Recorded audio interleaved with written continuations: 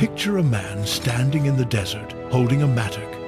Not an archaeologist, not a scholar, a farmer looking for fertilizer. His name is Muhammad Ali. He is digging at the base of a cliff in Upper Egypt on a morning in December 1945.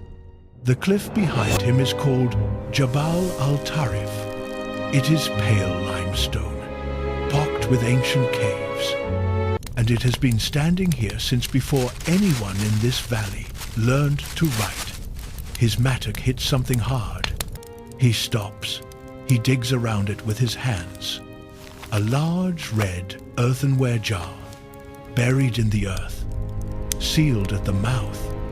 He has no idea how long it has been there. He has no idea what is inside, but he hesitates, because in this part of Egypt, people know that sealed jars buried in the ground sometimes hold jinn, spirits, the kind that bring ruin to the man who releases them. Muhammad Ali has grown up with this belief, the way most people grow up with gravity. It is simply true. He looks at the jar. He thinks about jinn. He thinks about gold. He raises the mattock and breaks the jar open. No gold, no spirits, just old books, leather covers cracked with age, and a cloud of golden dust rising in the morning air. The dust is what remains of papyrus that has been sealed in this jar for longer than the English language has existed. He gathers the books, wraps them loosely, carries them home. His mother uses some of the loose pages to start the cooking. The words fire that return evening. to dust. She does not know what What she is burning. hidden shall remain Neither hidden does he. until the And that time is how returns. the most important collection of lost Christian texts ever discovered almost disappeared on the same day it was found. There are discoveries that change history because of what they contain, and there are discoveries that almost did not happen at all. The Nag Hammadi library is both. To understand why these books matter, you first have to understand how close they came to never being read again.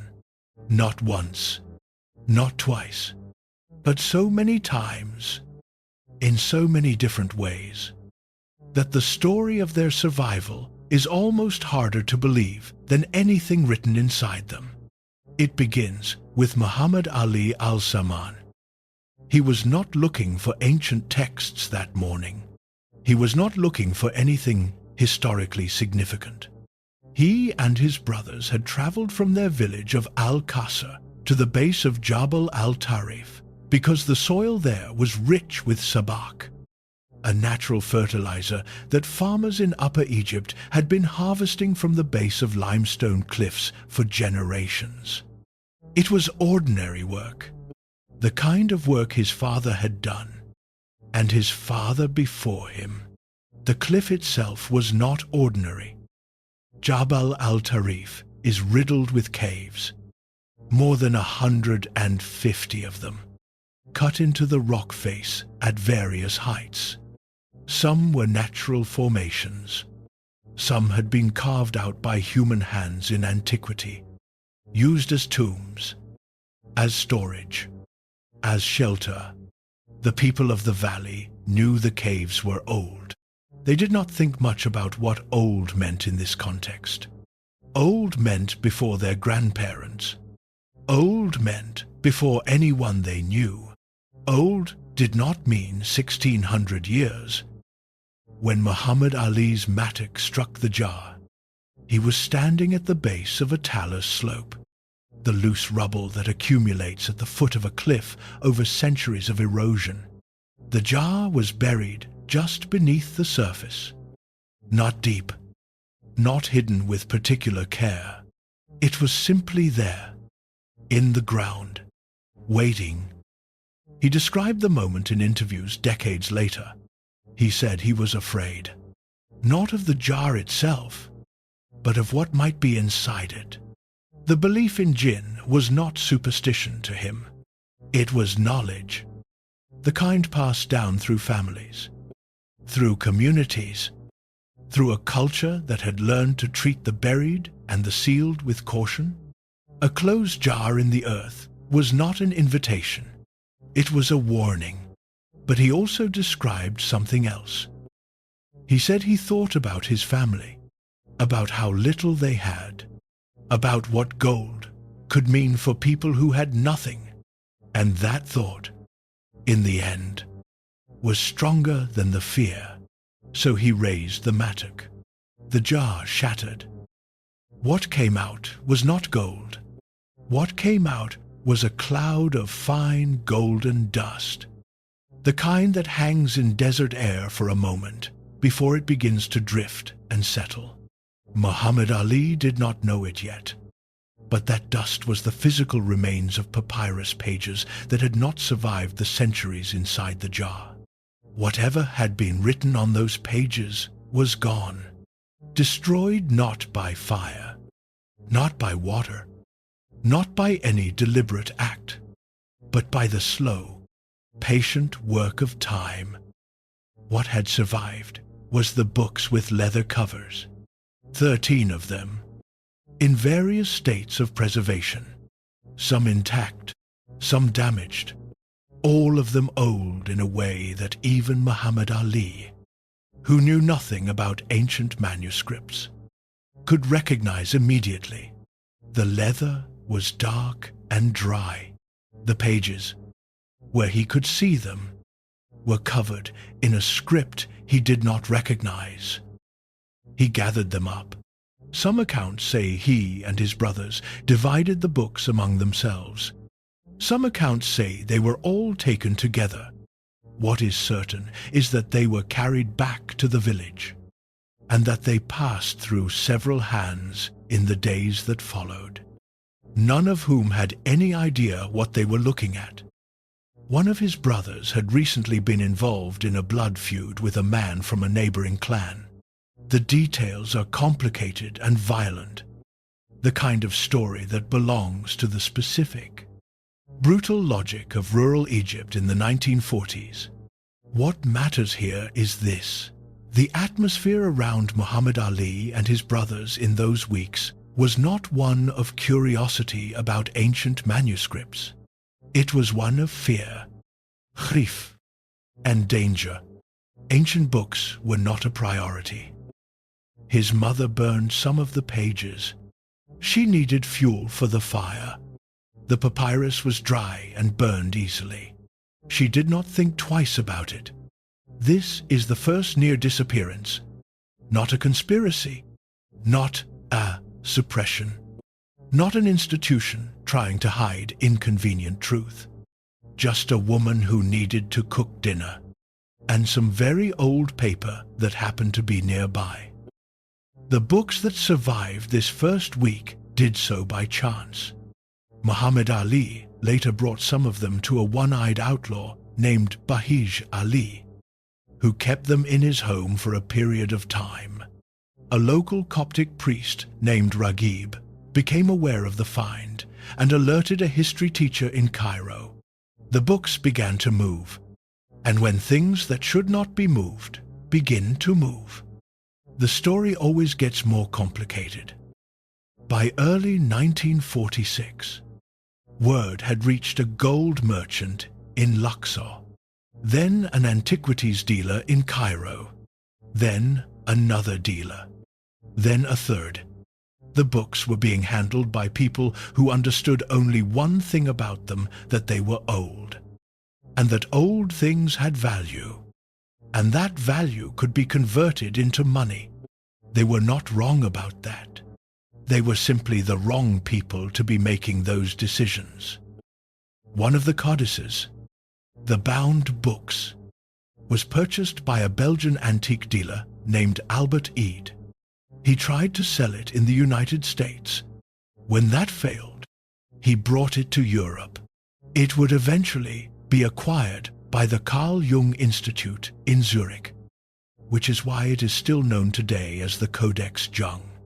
It was the only one of the 13 codices to leave Egypt, and it would take more than 2 decades and a significant amount of diplomatic negotiation before it was finally returned. The others came to the attention of the Egyptian government in a more chaotic way.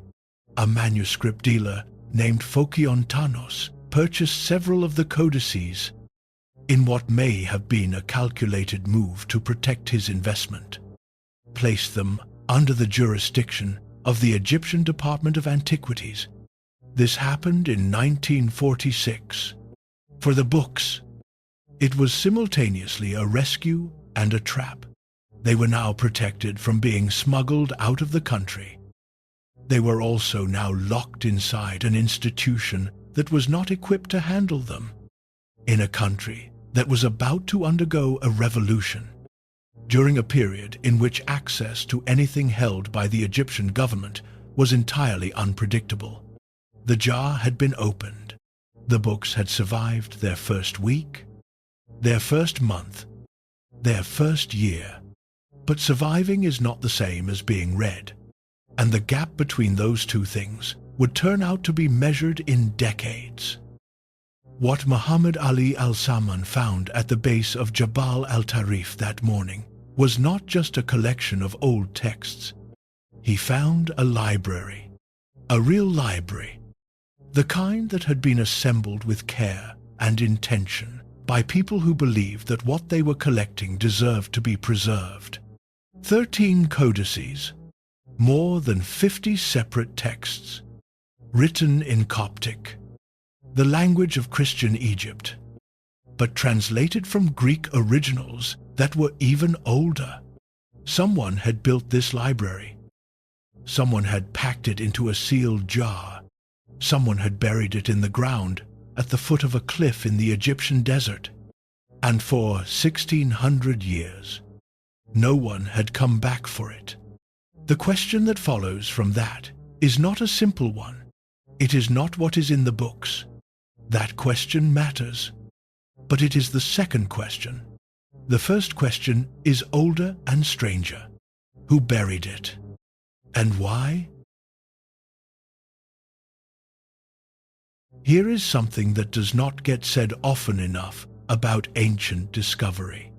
Finding something is not the same as saving it. The Dead Sea Scrolls were found in 1947.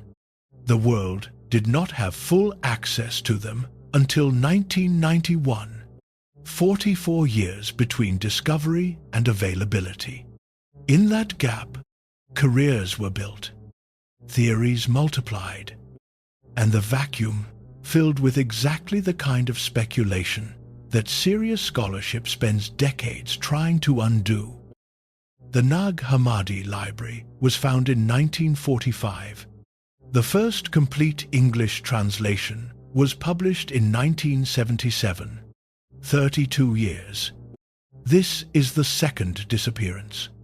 Not into the ground, not into a sealed jar, into bureaucracy, black markets, institutional inertia, and the ordinary human failure of people who controlled something important and did not handle it well. It is not a conspiracy.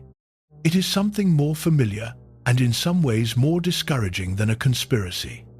It is what happens when extraordinary things fall into ordinary hands. The Egyptian government formally took control of the majority of the Nag Hammadi codices in the early 1950s, placing them in the Coptic Museum in Cairo. On paper, this was the right decision. The museum had the facilities to store fragile ancient manuscripts. It had staff who understood conservation.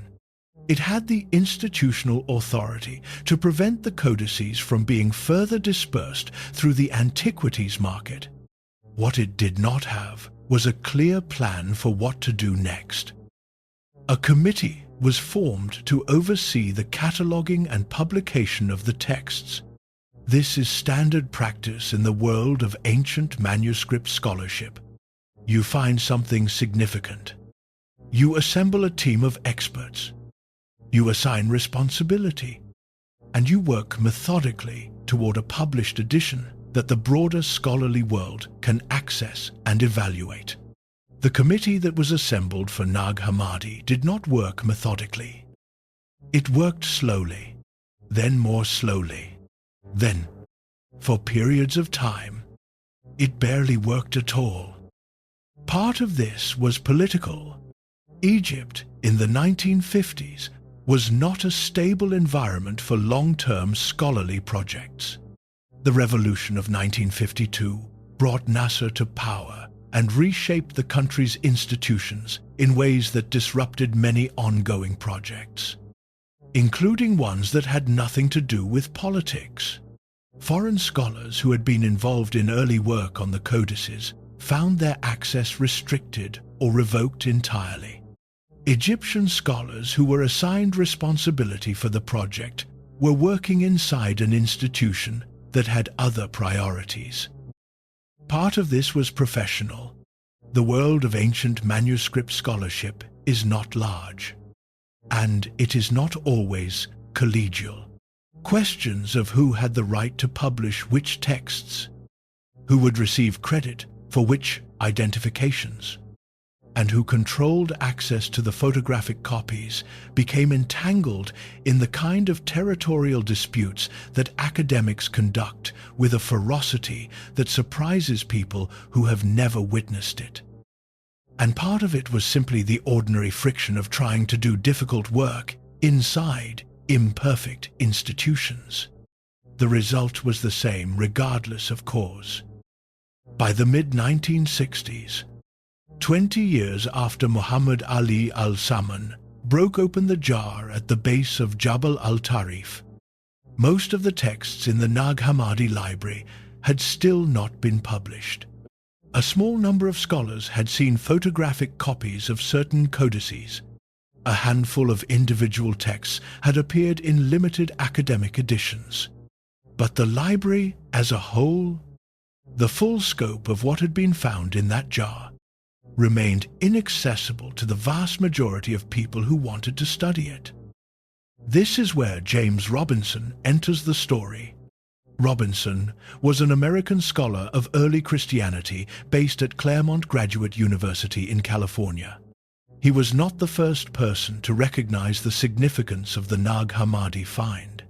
He was not the first to argue that access should be broadened. But he was, by most accounts, the most persistent. Beginning in the mid-1960s, Robinson began a campaign that was less like academic advocacy and more like sustained diplomatic pressure. He wrote letters. He attended conferences. He built relationships with Egyptian officials and international bodies. He worked through UNESCO. He argued, repeatedly and in multiple forums, that a discovery of this magnitude belonged to the world, not to any single institution or committee. He was not always diplomatic about it. There are accounts of Robinson in Cairo, pressing Egyptian officials with a directness that did not always go over well. There are accounts of negotiations that collapsed and had to be restarted. There are accounts of years passing without meaningful progress, followed by sudden breakthroughs that no one had quite predicted. What Robinson understood, and what gave him the patience to keep pushing, was something that not everyone involved in the dispute seemed to grasp. These texts were not going to become less important with time. They were going to become more important. And every year that passed without publication was a year in which the questions they raised could not be properly examined. The claims being made about them could not be properly tested. And the people who had the most to gain from restricted access could operate without accountability.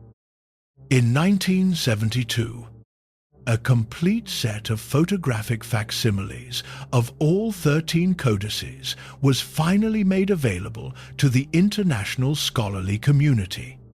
It had taken 27 years, almost 3 decades from the morning Muhammad Ali broke open the jar to the morning a scholar anywhere in the world could sit down with a complete photographic record of what that jar contained. The full English translation, the one that put the texts in the hands of anyone who wanted to read them, came 5 years after that. In 1977, it was edited by Robinson himself, who titled it The Nag Hammadi Library in English. It has been in print ever since. When that translation appeared, the response from the broader public was not what the decades of restricted access might have led you to expect. There was no single revelation that upended everything. No hidden gospel that contradicted the New Testament on every page. No smoking document that proved a conspiracy. What there was, instead, was something quieter and more durable. There was a library. A real library. Assembled by real people, containing real texts that real communities had once read, argued over, prayed with, and found necessary enough to preserve. And the library was strange. Not strange in the way a hoax is strange, or in the way a forgery is strange. Strange in the way that any genuine window into a vanished world is strange, because it shows you things you were not expecting, and it refuses to resolve into the simple story you arrived with. Here is what the delay of 27 years actually cost. It did not cost the texts themselves. They survived. The leather held. The papyrus, what remained of it, was stable enough to be witnessed and photographed and eventually published. The physical library came through the bureaucracy and the black market and the revolution and the institutional neglect, more or less intact. What the delay cost was time. Time in which serious scholars could not do serious work. Time in which the absence of information created a space that was filled by speculation. Some of it responsible, most of it not. Time in which the Nag Hammadi library became a subject of popular mythology before it became a subject of popular knowledge. By the time Robinson's translation appeared in 1977, a significant portion of the public had already formed opinions about what Nag Hammadi contained based on second-hand accounts, rumors, and the projections of people who had never seen the texts. Some believed the library proved that Jesus was married. Some believed it contained a secret teaching that the church had deliberately destroyed. Some believed it was evidence of a lost tradition that was more authentic than anything in the New Testament. The actual texts were more interesting than any of those theories, and more complicated, because what the Nag Hammadi library actually contains is not a single argument, not a unified challenge to Orthodox Christianity, not a hidden truth waiting to be revealed. What it contains is something that the 32 years of restricted access had made almost impossible for most people to imagine. A conversation. A long, unfinished, deeply serious conversation about questions that the communities who produced these texts had not yet resolved. Questions about who Jesus was. Questions about what salvation meant. Questions about the nature of the world and the nature of God and the nature of the human being who stands somewhere between them. The jar held a library, and the library held a world that was still arguing with itself when someone packed it into the ground. To understand what that argument was about, you have to go inside. Split a piece of wood, and I am there. Lift up the stone, and you will find me there. Take a moment with those two sentences. You have probably heard them before. They are not in the Gospel of Matthew. They are not in Mark, or Luke, or John. They do not appear anywhere in the New Testament that most people in the Western world grew up reading. But they are words attributed to Jesus. They come from a text found inside the jar at Jabal al-Tarif, a text that was read as scripture by real communities of real people in the early centuries of the Christian era. A text that was packed into a sealed jar, buried in the Egyptian desert, and left there for 1600 years. It is called the Gospel of Thomas. And before we talk about what it is, we need to talk about what it is not. It is not a narrative gospel. There is no story of Jesus walking into Galilee, no baptism in the Jordan, no feeding of the 5,000, no crucifixion, no resurrection, none of that. The Gospel of Thomas is not a life of Jesus. It is a list of his sayings, 114 of them, introduced by a single sentence that sets the tone for everything that follows. These are the secret sayings that the living Jesus spoke, and Didymus, Judas Thomas, recorded. That is it.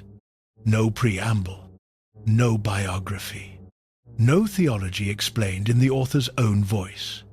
Just sayings, one after another, each one beginning with the same two words. Jesus said. The first thing most people feel when they read the Gospel of Thomas is recognition. Not total recognition, not the comfortable recognition of reading something familiar. The recognition of hearing a voice you know saying something slightly different from what you remembered, like a conversation you thought you knew well, played back at a slightly different angle. Some of the sayings in Thomas are almost identical to sayings in the four canonical Gospels. A city built on a high mountain and fortified cannot fall, nor can it be hidden. That is saying 32. Compare it to Matthew chapter 5, verse 14. A city set on a hill cannot be hidden. The overlap is close enough that scholars have spent decades arguing about the relationship between them. Did Thomas borrow from Matthew? Did Matthew borrow from Thomas? Did both of them draw from an even earlier source that neither of us has? No one has settled that argument, and the fact that it has not been settled is itself significant, because it means the Gospel of Thomas is old enough, and strange enough, and similar enough to texts we already trust, that the question of where it comes from cannot be dismissed with a simple answer. Now here is where it gets more interesting. Some of the sayings in Thomas are recognizable but different.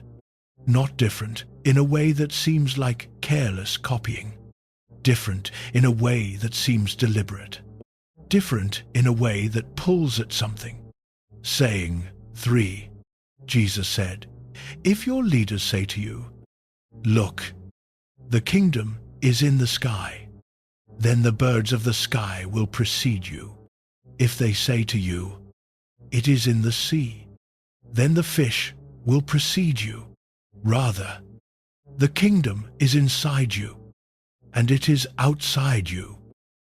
Compare that to Luke chapter 17, verse 21, where Jesus tells the Pharisees that the kingdom of God is not something you can observe coming, because the kingdom of God is within you. The idea is related. The direction is the same. But Thomas pushes further. Inside you and outside you. Not a future kingdom. Not a kingdom somewhere else. A kingdom that is both interior and immediate. Both personal and larger than any person. That difference is not small. In Orthodox Christian theology, the kingdom of God is something that comes. It arrives. It is future, and it is promised, and it requires patience and faith and fidelity across time. Thomas says something adjacent to that, but not identical to it. Thomas says, the kingdom is already present. If only you know how to look. That is a different emphasis, and different emphases in theology have consequences. Then there is the third kind of saying in Thomas, the ones that do not map onto anything familiar at all. Saying 77. Jesus said, I am the light that is over all things. I am all. From me all came forth, and to me all attained. Split a piece of wood, and I am there. Lift up the stone, and you will find me there. There is nothing in Matthew, Mark, Luke, or John that sounds quite like this. The Gospel of John comes closest, with its language of light and its cosmic claims about the nature of Jesus. But even John does not say this. Even John does not put Jesus inside the wood and under the stone, present in the physical fabric of the ordinary world in quite this way. What does it mean? Scholars have proposed several readings. One reading emphasizes the omnipresence of the divine, the idea that God is not located in a temple or a church or a specific sacred space, but is present everywhere, in the most ordinary materials of daily life. Another reading emphasizes the rejection of institutional religion, the suggestion that you do not need a priest or a building or a ritual to encounter the sacred, because the sacred is already there. In the wood you are splitting, and the stone you are lifting. A third reading says, stop trying to resolve it. Some sayings in Thomas are not arguments. They are koans. They are meant to be sat with, not solved. The meaning is not at the end of the sentence. The meaning is in the unsettled feeling the sentence leaves behind. That third reading may be the most honest one, because the Gospel of Thomas is not a text that resolves things. It is a text that opens things. And that quality, more than any specific saying, more than any specific theological claim, is what makes it feel so different from the Gospels most people know. The canonical Gospels tell a story with a beginning, a middle, and an end. The story has stakes. It moves towards something. It arrives somewhere. Thomas does not arrive anywhere. It stops. After 114 sayings, it simply stops. No conclusion, no summary, no promise of what comes next. Just the last saying, which is itself a strange exchange about whether women can enter the kingdom of heaven. And then silence. The silence is not a flaw. It is, very possibly, the point. Now, the Gospel of Thomas is one text, one voice in a library that contains more than 50 of them. And if Thomas already feels like it comes from a world more complicated than most people imagine early Christianity to have been, the rest of the library makes that world even wider. The Gospel of Philip is not a gospel in the narrative sense either. It is a collection of reflections on Christian practice and theology, and it describes 5 sacraments: baptism, anointing, Eucharist, redemption, and something it calls the bridal chamber. That last one does not appear in any list of sacraments in Orthodox Christianity. Philip describes it as the highest form of spiritual union, a mystical experience of wholeness that the other sacraments prepare you for, but cannot themselves deliver. Philip also contains what may be the most misunderstood sentence in the entire Nag Hammadi library. It says that Jesus used to kiss Mary Magdalene often. It does not say where. The manuscript is damaged at exactly that point, and the word that would tell us where has not survived. Centuries of speculation have filled that gap. Most of the speculation says more about the people doing the speculating than it does about the text. What the sentence actually tells us, in context, is something about spiritual intimacy and the transmission of wisdom in Philip's community. It is a theological statement about closeness to the divine, expressed through the image of a kiss. It is not a biography. It is not a historical claim. It is a way of saying, in the symbolic language of this particular tradition, that Mary Magdalene stood in a specific and important relationship to Jesus. That is interesting enough without the speculation. The Apocryphon of John is different from both Thomas and Philip in almost every way. It is a revelation text, presented as a vision that John, the son of Zebedee, receives after the crucifixion. In that vision, a divine figure appears and tells John the true story of creation, not the story in Genesis, a different story. In the Apocryphon of John, the highest divine reality is not the God who created the world. The God who created the world is a lower being, a demiurge, a craftsman who shaped the material universe but did not fully understand what he was doing. The true divine source, the deepest reality, exists above and beyond the created world, and the human being is caught between them, containing a spark of genuine divine light, but trapped in a body made by the lower creator. This is the framework that scholars call Gnostic. It is a word that gets used loosely, often as a synonym for heretical or secret or mystical.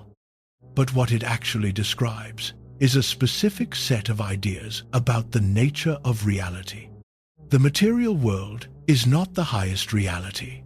Knowledge, gnosis, the direct inner experience of the true divine, is the path to liberation. And that liberation is not about what you believe or how you behave, as much as it is about what you come to know, in the deepest sense of knowing. This is genuinely different from Orthodox Christianity. Not slightly different, structurally different. But it was not invented in a vacuum. The Apocryphon of John is drawing on Jewish mystical traditions, on Greek philosophical ideas about the nature of the divine, on early Christian speculation about the meaning of Genesis, and on the specific concerns of communities that found the standard answers to their questions insufficient. It is not a fraud. It is not a late invention trying to pass itself off as something ancient.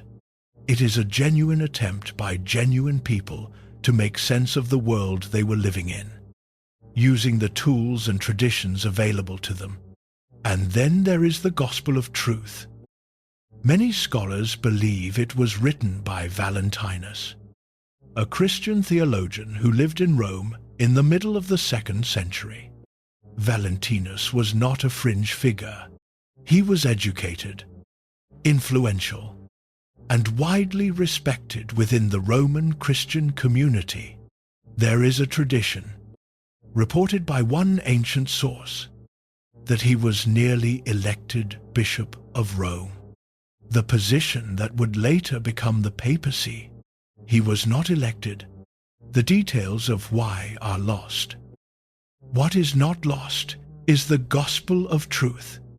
If he wrote it, and if he did, it is one of the most remarkable pieces of prose in the entire history of early Christian literature.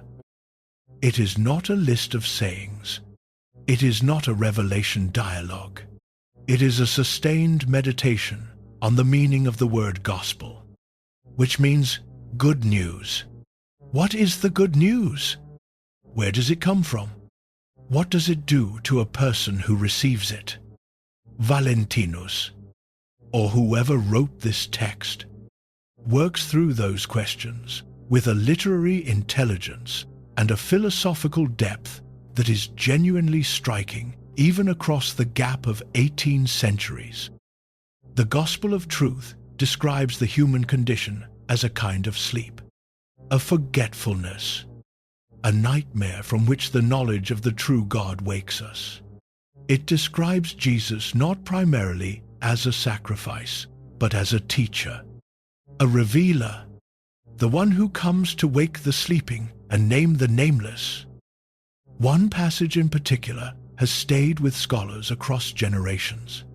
It describes those who have received the knowledge of the true God as lights shining in the world, not flickering, but steady, burning in silence, at the edge of things, visible to anyone who looks. It is a beautiful image. It is also a deeply human one, and that is what the Nag Hammadi library ultimately is, when you stand back far enough to see it whole. Not a collection of forbidden secrets, not a hidden gospel that overturns everything, not a conspiracy waiting to be exposed. A library, assembled by people who were trying, with great seriousness and genuine urgency, to answer the hardest questions available to them. Who was Jesus? What did he mean? What does it mean to know God directly, without mediation, without institution, without waiting? What is a human being? And what is a human being for?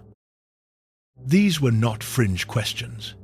They were the central questions of their moment, and the people asking them were not heretics in the modern sense of that word. People who knowingly reject what they have been told is true.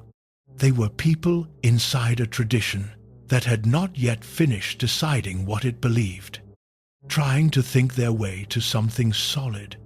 The library they left behind is the record of that thinking. And the most important thing about that record is not any single text within it. The most important thing is what the library as a whole revealed of the world that produced it. Early Christianity was not a single unified movement that was later corrupted by divergent ideas. It was a diverse, contested, intellectually alive collection of communities that disagreed with each other about almost everything important. And that disagreement was not a failure. It was the condition of a living tradition. The Nag Hammadi library is not a challenge to Christianity. It is a window into Christianity before the windows were sealed. And what you see through that window is not what most people expect.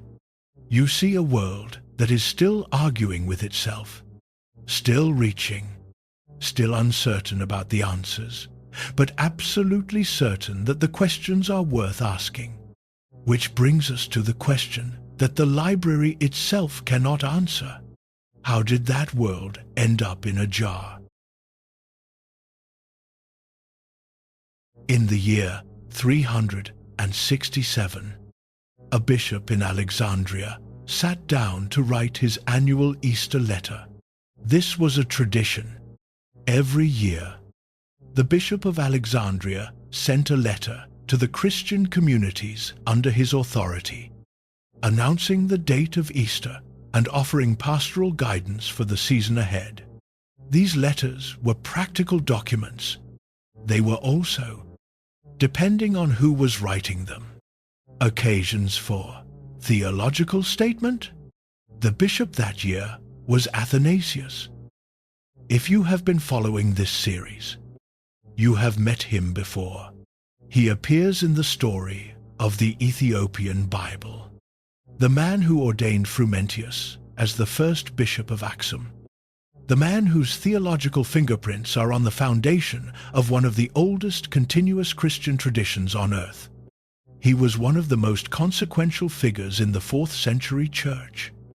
And the 4th century church was full of consequential figures. Athanasius had survived 5 exiles, 5 times. Political and theological opponents had managed to have him removed from his position and banished from Alexandria. 5 times. He had returned. His stubbornness was legendary. So was his conviction that he was right. His Easter letter of 367 is not famous for its pastoral warmth. It is famous for a list. In that letter, Athanasius listed the books that he considered to constitute the New Testament. 27 of them: Matthew, Mark, Luke, John, Acts, the letters of Paul, the general epistles, Revelation. The list is exactly identical to the New Testament that sits in hotel room drawers across America today. Word for word, book for book. This is the first time in recorded history that anyone listed those exact 27 books and declared them, and only them, to be the authoritative scriptures of the Christian faith. Athanasius also said something else in that letter.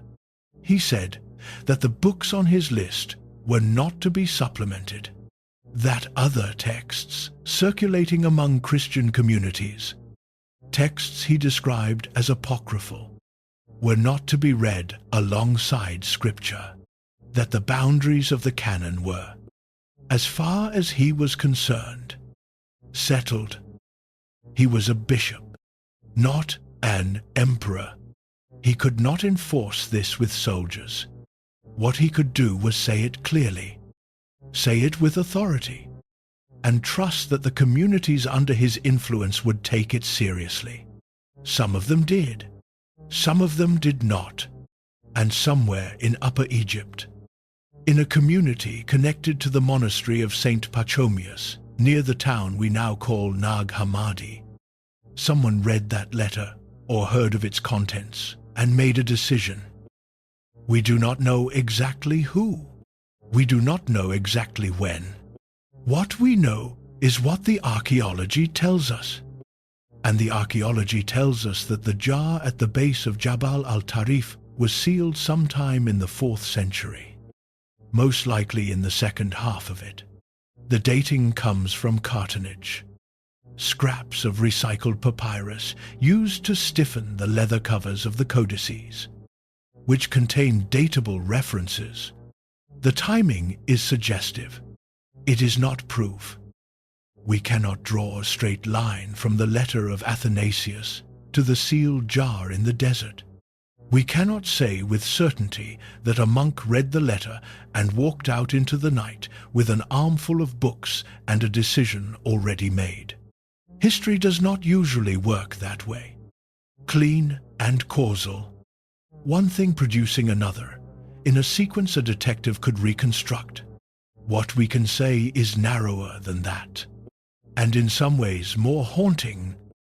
Someone chose to preserve these books rather than destroy them. That choice tells us something, not about the plot, not about the villain, not about the conspiracy, because there was no conspiracy. It tells us something about the people who made it, and what they believed about what they were holding. But to understand why that choice was necessary at all, we have to go back further, much further. We have to go back to a world in which the question of which books were Christian scripture had not yet been answered, and in which the answer, when it came, was not inevitable. The world of the 1st and 2nd century church was not the world most people picture when they imagine early Christianity. Most people picture a single movement, founded by Jesus, organized by his apostles, spreading outward from Jerusalem in a more or less unified direction. The creed fixed, the scriptures agreed upon, the boundaries of orthodoxy clear enough that deviation could be recognized and corrected. That picture is wrong. Not wrong in the sense that it contains no truth. Wrong in the sense that it describes the destination and mistakes it for the starting point. The 1st and 2nd century church was a collection of communities scattered across the Roman world and beyond, connected by shared stories about Jesus, but divided by almost everything else. They disagreed about the nature of Jesus himself. Was he fully human? fully divine. Both. If both, how? They disagreed about the relationship between the Christian movement and its Jewish roots. They disagreed about what salvation meant and how it was achieved and who was eligible for it. They disagreed about how communities should be organized, who had authority within them, and on what basis that authority rested. And they disagreed about which texts were authoritative. Different communities read different texts. Some communities read what we would recognize as the Gospel of Mark. Others read the Gospel of Thomas. Others read texts that have not survived at all. Texts we know existed only because someone else mentioned them. The Gospel of the Hebrews, the Gospel of the Egyptians, the Gospel of Peter, the Shepherd of Hermas, which was considered scripture by some communities well into the 3rd century. This was not disorder. This was what a living movement looks like before it has finished deciding what it is. The process of deciding was long, and it was not smooth. One of the first people to force the question of a defined canon was a man named Marcion, who arrived in Rome around the year 140 and proposed a radical solution to the disagreement between different Christian communities. His solution was to eliminate the disagreement by eliminating most of the texts. Marcion believed that the God of the Hebrew Scriptures was not the same as the God that Jesus revealed. He believed the Hebrew Scriptures described a different, lesser deity, one of law and judgment rather than grace and love. His proposed canon for the Christian faith excluded the entire Old Testament and kept only a heavily edited version of the Gospel of Luke and 10 letters of Paul. The Roman Church rejected Marcion and eventually declared him a heretic. But his challenge had an effect that went beyond his own fate. It forced other Christian leaders to begin articulating, more clearly than before, what they thought the boundaries of Christian scripture actually were. Irenaeus, the Bishop of Lyon in the late 2nd century, was one of them. Irenaeus wrote a lengthy work called Against Heresies, in which he argued against a wide range of teachings he considered incompatible with genuine Christianity. He reserved particular force for the Gnostic teachers, including Valentinus, whose Gospel of Truth sits in the Nag Hammadi library, and he made one of the earliest systematic arguments for a defined New Testament canon, insisting that there were exactly 4 Gospels, no more and no fewer. His argument for 4 Gospels is worth pausing on, because it illustrates how different the reasoning of that world was from what we might expect. Irenaeus did not argue for 4 Gospels on the basis of historical reliability. He did not say these 4 have the best evidence behind them. These 4 can be traced most directly to eyewitness sources. He argued for 4 Gospels on theological and symbolic grounds. There are 4 regions of the world, he said, 4 principal winds, 4 living creatures in the vision of Ezekiel, therefore 4 Gospels, 1 for each corner of creation, together constituting a complete and unified witness to Jesus. This argument persuaded a great many people. It tells us something important about the way canonical decisions were made. They were not made the way a modern historian would make them, by evaluating evidence and tracing chains of transmission. They were made the way theologians make decisions, by looking for patterns of meaning, by asking what the shape of the truth required, by finding correspondence between the texts and the larger framework of belief within which the texts were being read. This is not criticism. It is description, and it matters because it helps explain how communities reading Thomas and Philip and the Apocryphon of John were not, by the standards of their own time, doing something obviously wrong. They were doing what Christians did, reading texts that their communities had found meaningful, that their teachers had recommended, that their traditions had passed down. The question of which texts were legitimate was still open, and then it began to close. The Council of Nicaea in 325 is often cited in popular accounts as the moment when the Christian canon was fixed, when Constantine gathered the bishops and they voted on which books to keep and which to discard. This did not happen. Nicaea was convened to settle a specific theological dispute about the nature of Jesus, specifically the question of whether Jesus was of the same substance as God the Father or merely similar to him.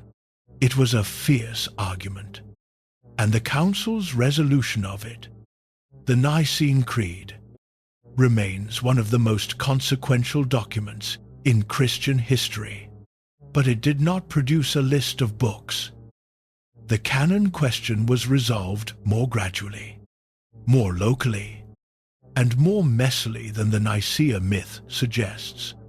It was resolved through the accumulated weight of episcopal letters like the one Athanasius wrote in 367, through the preferences of influential theologians, through the practical reality that communities which stayed connected to the emerging institutional church tended to converge on similar texts, and communities that did not tended to disappear.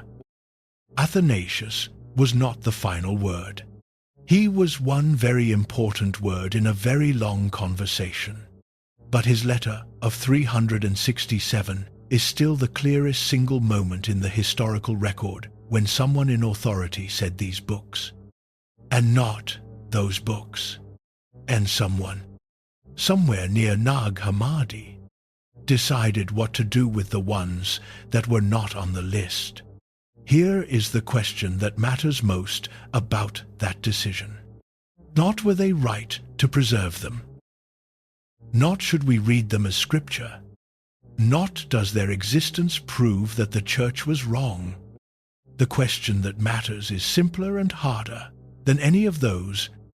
When a community decides what is central and what is peripheral, what is kept and what is set aside, they are not only making a decision about texts, they are making a decision about questions, because every text carries questions inside it.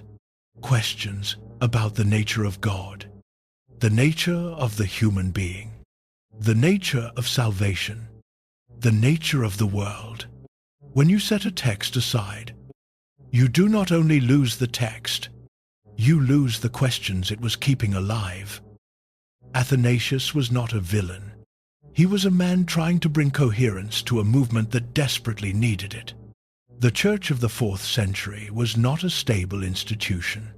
It was an enormous, diverse, fractious collection of communities that had just emerged from centuries of persecution, had suddenly acquired imperial favor under Constantine, and was now expected to speak with a unified voice on questions it had never fully resolved.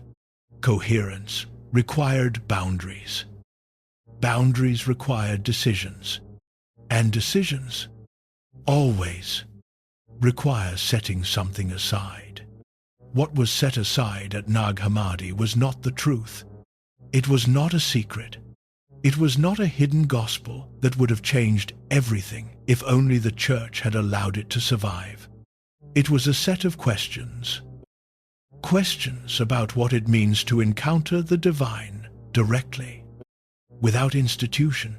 Questions about whether the material world is the whole of reality or only a part of it. Questions about what Jesus meant when he said things that did not resolve cleanly into doctrine. Questions about the nature of knowledge and the nature of faith, and whether those two things are the same thing or different things, or whether the difference between them is itself the point. Those questions did not die when the jar was sealed. They went into the ground, and they stayed there, patient and intact, through everything that happened above them. Through the fall of Rome, through the rise of Islam, through the Crusades and the Reformation and the Enlightenment and 2 world wars and the invention of the atomic bomb and the birth of the nation that would eventually send a scholar named James Robinson to Cairo to argue, in the plainest possible terms, that the world had a right to read what was in that jar. 1600 years. And then a farmer looking for fertilizer raised a mattock, and the questions came out. There is a word that does not appear anywhere in the Nag Hammadi library. The word is heresy. Not once. In any of the 52 texts found in that jar, does any author describe himself as a heretic, or his community as a deviant movement, or his beliefs as a departure from something truer. The people who wrote these texts did not think of themselves as existing outside Christianity. They thought of themselves as existing inside it. They thought of themselves as people who had understood something that others had not yet grasped, who had followed the questions further than most were willing to go, who had found something at the end of that following that was worth preserving. They were not wrong to think so. They were simply on the losing side of a long argument. And losing, in the history of ideas, is not the same as being wrong. This is the thing that the Nag Hammadi library makes unavoidable.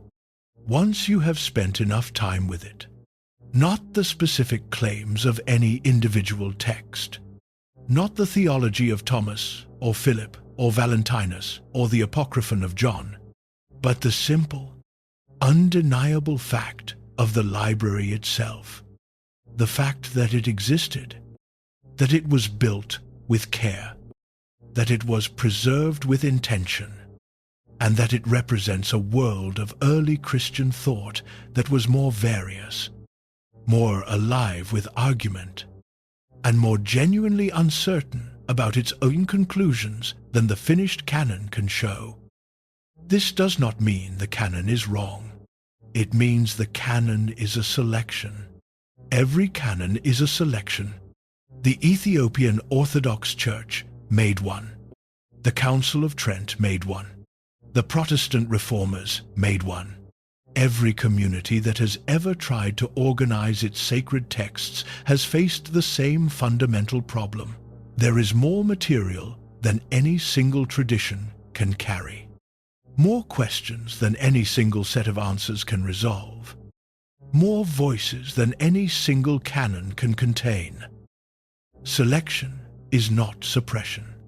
Selection is the ordinary, necessary, painful work of communities trying to hold themselves together across time. What makes Nag Hammadi remarkable is not that it reveals something the church tried to hide. What makes it remarkable is that it survived the selection process at all, that it came through 1600 years of silence and heat and institutional neglect and black market trading and a cooking fire, and emerged intact enough to be read and argued over and wondered at. That survival is not an accident of geography. Not entirely. It is the consequence of a decision. Someone made a choice. At some point in the second half of the 4th century, in a community somewhere near the cliff of Jabal al-Tarif, a person or a group of people looked at these books and decided that destroying them was not something they were willing to do. We do not know if they were monks. We do not know if they were lay people. We do not know if they acted alone or together, secretly or openly, in grief or in defiance, or in the quiet certainty that what they were holding deserved to outlast the moment they were living in. We know only what they did. They wrapped the books in leather. They sealed them in a jar. They buried the jar at the base of a cliff that had been used for burial and storage since before anyone living could remember. And they left. They did not come back. Consider what that means. These were not texts thrown away. They were not texts burned or torn or ground into the dust by people who hated them. They were texts treated, in the act of burial, with the same care you would give to something you expected someone to find.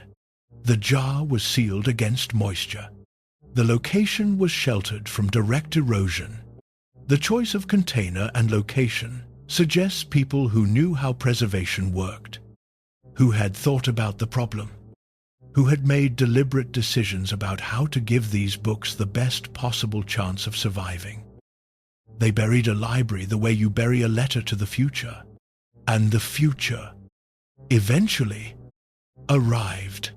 Now consider the three ways that ancient texts disappear. The first is destruction. Active, deliberate, organized destruction. Books burned. Manuscripts torn. Communities disbanded by force. This happens. It has happened throughout history, but it is less common than the other two, and it is the one that leaves the most traces.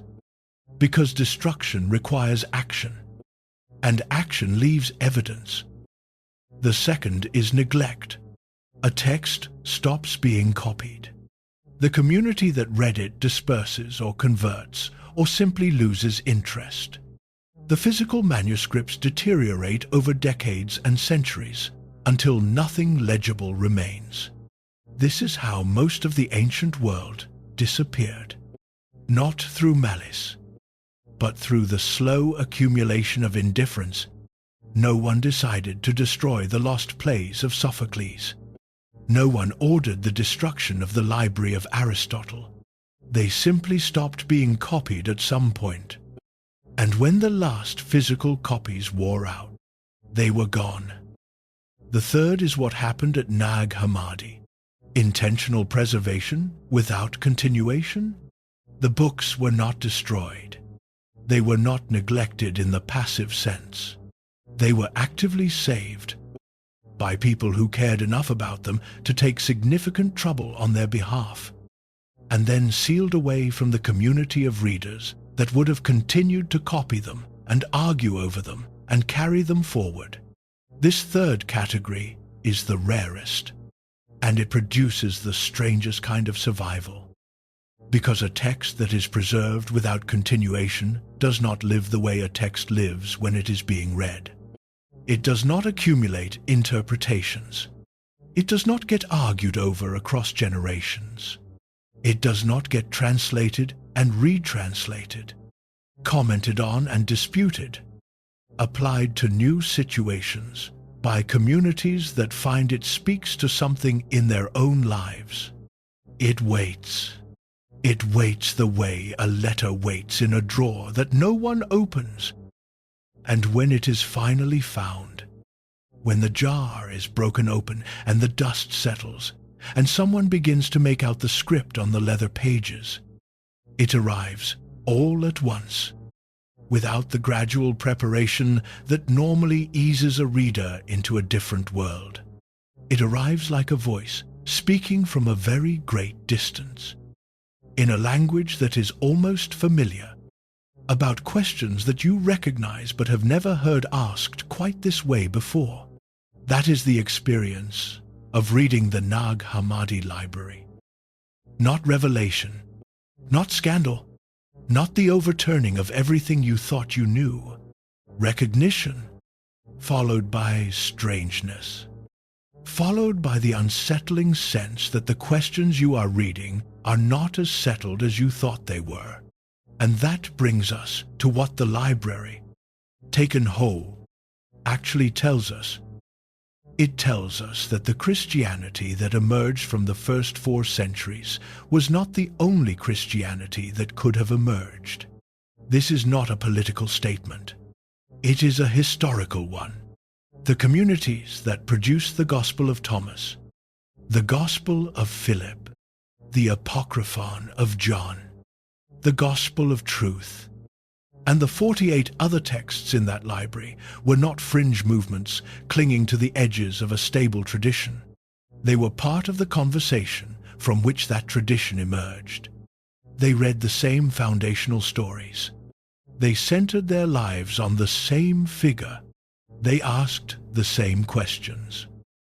They arrived at different answers, and their answers were defeated not in a single dramatic moment of condemnation, but in the slow, grinding process by which institutions consolidate, boundaries harden, and the space available for certain kinds of questions grows smaller until those questions no longer have a community willing to carry them.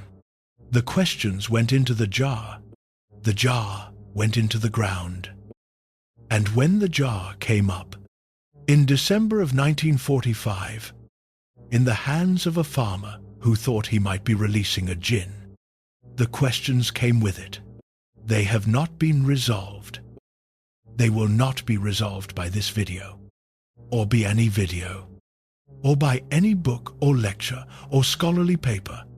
They are the kind of questions that resist resolution, not because the evidence is insufficient, but because they are genuinely hard. Because they sit at the intersection of history and theology and philosophy and the irreducible mystery of what a human being is and what a human being is for. But they are being asked again. That is what matters. Not that we have the answers, that we have the questions back, because there is a specific kind of loss that happens when a question goes out of circulation, when a way of asking something disappears. Even the people who disagree with the answer can no longer find the question that produced it. The argument closes. The door shuts. What was once a living debate becomes, at best, a historical curiosity, something to be noted and filed and moved past. The Nag Hammadi library reopened some of those doors. Not all of them. Some of the texts in the library are too damaged to reconstruct fully. Some of the arguments they contain are too deeply embedded in a context that is no longer recoverable to make complete sense to a modern reader. Some of the questions they were asking were specific to a world that no longer exists in any form that would recognize them. But some of the questions are not specific at all. What does it mean to encounter the divine without mediation? What does it mean to know something in the deepest sense, rather than simply to believe it? What is the relationship between the world as it is and the world as it ought to be? Is the material world the whole of reality, or is there something behind it that the material world only partially reflects? These questions were being asked in the communities that produced the Nag Hammadi library. They were being asked with urgency and seriousness by people who staked their lives on the answers. They are still being asked. In different language, in different frameworks, by people who have never heard of Nag Hammadi, and by people who have read every word of every text in the library, by people inside religious traditions, and by people outside, all of them, by people who would call their asking theology, and by people who would call it philosophy, and by people who would not call it anything at all, who simply find themselves in the quiet of a certain kind of night, reaching for something they cannot quite name. The jar held those questions for 1600 years. It did its job. Muhammad Ali al-Samman lived long enough to be interviewed many times about what happened that morning in December 1945. He was consistent across all of them. He was not looking for ancient manuscripts. He was not looking for lost gospels or hidden scriptures or evidence of anything. He was looking for sabach, fertilizer, the kind of dark, rich soil that accumulates at the base of limestone cliffs and makes crops grow. He was a farmer doing what farmers do, and the mattock in his hand was a tool, not a symbol. He hit something hard. He broke it open, and what came out was not what anyone would have predicted. Not gold, not spirits, not anything that belonged to the world of 1945. What came out was a library, assembled by people who had been dead for 16 centuries, packed with care into a sealed jar, left at the base of a cliff by someone who did not leave a name or a note or any explanation at all. Just the books, just the questions inside the books. Consider what those people knew when they sealed that jar. They knew the tradition they belonged to was changing around them. They knew that certain texts were being moved from the center to the edges, that the conversation they had been part of was narrowing, that the questions their community had spent generations asking, in the eyes of the emerging institutional church, the wrong questions. They knew, or suspected, that what they were holding would not survive in the open. So they did not leave it in the open. They did not burn it. That is the thing worth sitting with longest. They did not burn it. They did not tear it apart. They did not do what would have been easiest, which was simply to let it go, to stop copying it, to allow the natural process of neglect to accomplish what an order to destroy could not. They wrapped it. They sealed it. They buried it in ground that had held the dead for centuries, as if to say, this belongs with things that are meant to outlast us. We do not know if they believed someone would find it. We do not know if they imagined, in any concrete way, the morning, 1600 years later, when a farmer would raise a mattock and the jar would break open and the dust would rise in the desert air. Hope for the future, in circumstances like theirs, does not usually come with that kind of specificity, but they acted as if it mattered. That is what the act of burial says. Stripped of everything we cannot know, it says this is worth more than the moment we are living in.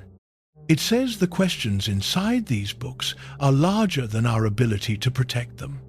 It says we are putting this down not because we are finished with it, but because we cannot carry it any further, and we would rather leave it for someone we will never meet than let it disappear. That is a very specific kind of faith. Not faith in a doctrine, not faith in an institution, faith in the future itself, in the possibility that someone, someday, in a world they could not imagine, would find what they had left and recognize that it mattered. Muhammad Ali al-Salman recognized no such thing that morning. He was afraid of jinn, but he raised the mattock anyway, and the library came out of the ground and traveled through the hands of a one-eyed outlaw and an antiquities dealer and a Belgian merchant and the Carl Jung Institute and the Egyptian Department of Antiquities and the Coptic Museum in Cairo, and a scholar from California who spent a decade arguing that the world had a right to read it. And eventually it arrived. In 1977, in a paperback translation that anyone could buy and carry home and read at a kitchen table. And the questions that had been sealed in the ground since the 4th century came with it. They are not resolved. They were not resolved when the jar was sealed. They were not resolved by the 32 years it took the world to access them. They have not been resolved by the decades of scholarship since. They are the kind of questions that do not resolve, not because the evidence is insufficient, but because they sit at the place where history ends and something harder begins, Who is this figure that so many different traditions have found it impossible to put down? What does it mean to encounter the divine without a building or a ceremony or an institution standing between you and it? What is hidden and what is waiting to be found? The library does not answer those questions.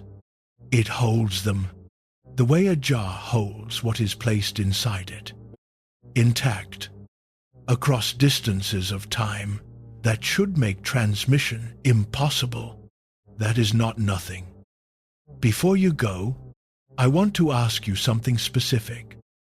Of the 4 texts we looked at inside that library, which one makes you most want to read further? Not the one that confirms what you already think. The one that unsettles you. Leave it in the comments.